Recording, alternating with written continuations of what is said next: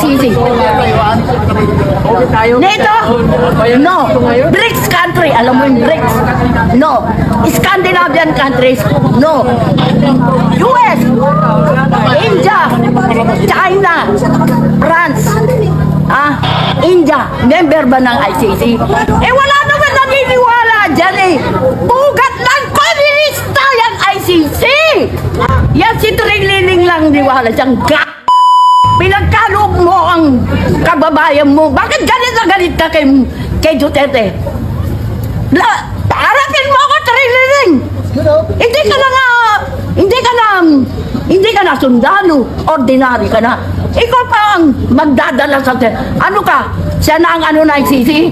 Tigadala na? Nagtatrabaho na ba siya sa ICC? Mali yun! Hindi dapat siya! Dadaan muna sa Supreme Court. Pumunta sila kasi meron tayong korte. Meron tayong korte matatalino mga Pilipino. Hindi kailangan na ICC. Bakit ka naniniwala sa ICC? Eko yung US, China. Hindi naniniwala eh. Sige na. Sige sir, may gusto po kayong sabihin. Ayan na. Ayan na. Sagutin mo. Sige po, ipapalawas ko po. Basta sasabihin ko. Ilalabas mo yan. Tatandaan ko yan ha. Remember mo ha. Wala nang manunod sa inyo. Sorry, palabas nyo kasi ilabas na ako na interview. Dami, may kalbag. Sabihin nyo yan ha. Wala naman lumabas sa akin. Kala mo matalino kayong mga ano sa 7 na tawagin. Si Jessica Casoo. Ito, nandun na. Gusto ko si Jessica Casoo. Maraming salamat. Dapat ko sa akin ang Sinasabi ko lang sila ang fair. Bakit po sila unfair, sir? Pinapaniwala nila ang taong bayan. Pinabibreo sila na si Duterte lang ang nagmagnanakaw. Si Duterte lang ang lahat ng sinira lang kredibilidad ng mga Duterte, lahat sila. Magnanakaw, tumanggap ng mga ganun. Winasak nilang kredibilidad ng mga Duterte, pero ang totoo niyan, kaya lang ginagawa yan, kaya nila winawasak, para lang sa election ng 2028 election, mawala sila mga Duterte. Nakulong mo si Duterte, dinala mo sa dehek, sabi mo, hindi ka na naniniwala sa ICC. Eh bakit mo sabi mo, siya lang ang nagpalibing sa tatay mo?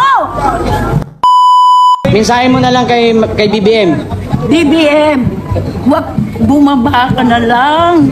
Barong. Kasi hindi maganda yung ginagawa mo eh. Ilocano tayo. Sinamahan ka ni Sare, Unity. Ngayon, ipapa-impeach mo yung taong tumulong sa'yo.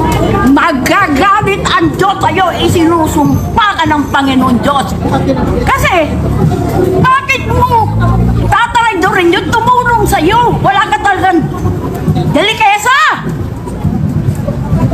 Traidor! Walang yaka talaga, Marcos. Panalangin ko, malabi rin. Jesus Christ, sana parusahan niyo si Marcos. Wala nang utak niya. Ang taong sumama sa kanya, itinakwil niya, ipinakukulong pa niya. Si Duterte, pinakulong mo si Duterte, dinala mo sa dehek, sabi mo, hindi ka na naniniwala sa ICC. Eh bakit mo sabi mo, siya lang ang nagpalibing sa tatay mo, sa bayani. Pagkatapos siyang kinalaban mo, ano ba? Ano ka na bang tao? Ano ka ba? Impacto? Udas! Udas ka, Marcos! God bless you! Sana mabuhay ka pa. Demonyo ka! Kampong ka na kadiliman. Thank you, ma'am. Kay Marcos. Thank you po. Puntahan mo ako sa Kainta! Puntahan mo sa Kainta! Mag-uusap tayong dalawa ng Ilocano. Ha? Yung tatay mo, tinulungan ko. Marcos ako. Tatay mo. Yan na. Thank you, ma'am. Nakulong mo si Duterte, dinala mo sa dehek, sabi mo, hindi ka na naniniwala sa ICC. Eh bakit mo sabi mo, siya lang ang nagpalibing sa tatay mo? Mensahe mo na lang kay BBM. BBM, wag bumaba ka na lang. Barong. Kasi hindi maganda yung ginagawa mo eh. Ilocano tayo. Sinamahan ka ni Sare, Unity. Ngayon, ipapa-impeach mo yung taong tumulong sa'yo. Magagalit ang Diyos sa'yo, isinusumpa ka ng Panginoon Diyos. Kasi, bakit mo tataraydorin yung tumulong sa'yo? Wala ka talagang delikesa! Traidor! Walang yaka talaga, Marcos. Panalangin ko, malabi rin. Jesus Christ, sana parusahan niyo si Marcos. Wala nang utak niya. Ang taong sumama sa kanya, itinakwil niya, ipinakukulong pa niya. Si Duterte, pinakulong mo si Duterte, dinala mo sa dahig, sabi mo, hindi ka na naniniwala sa ICC. Bakit mo siya pinulong? Siya lang ang nagpalibing sa tatay mo! Sa bayani! Pagkatapos siyang kinalaban mo, ano ba? Ano ka na bang tao? Ano ka ba? Impacto? Udas! Udas ka, Marcos! God bless you! Sana mabuhay ka pa. Demonyo ka! Kampong ka na kadiliman. Thank you, ma'am. Kay Marcos. Thank you po. Puntahan mo ako sa Kainta! Puntahan mo sa Kainta! Mag-uusap tayong dalawa ng Ilocano! Ha? Yung tatay mo, tinulungan ko. Marcos ako. Tatay mo. Yan na. Thank you, ma'am. Anong ginawa mo, Marcos? Traidor ka! Binoto kita! Di Aaron! Sabihin na totoo, ayoko na nga sa inyo Di na ako nanonood sa inyo. Dahil hindi kayo nakikinig. Si Diliva, Trillanes, Triniling. Huwag ka maniwala dun. Matatalo yan. Pagdating sa Senado, Judas Pruden, i-cross exam nila sila. Lahat ng kanilang ebidensya, puro hearsay! Ngayon, basta sasabihin yung bangko, gago?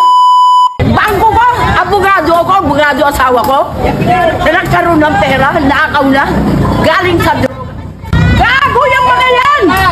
Di even! Sabihin nyo totoo, ayoko na nga sa inyo Di na ako nanonood sa inyo. Dahil hindi kayo nakikinig. Good afternoon po sa ating lahat ha. Nandito tayo para ipaglaban ng tama. Ano ba yung tama't mali? Sige po, ma'am. Naabuso ang ating presidente, tunay na presidente, ang Duterte. Literal na kinidnap nila ang Tatay Digong. Naiintindihan nyo yan, di ba? Ito! Sige po. Ito I'll give you example. Si Duterte ang nagpalibing sa tatay niya. Sa Hiro. Sa simenteryo. Sino presidente ang nagpalibing kay Duterte? Ang pamilyang Duterte, mananatili ng mumuno sa bansang Pilipinas. Dahil may Teka prinsipyo. muna, why? Inilibing. Doon. Ito ang point. Inilibing siya sa bayani. Who is that president?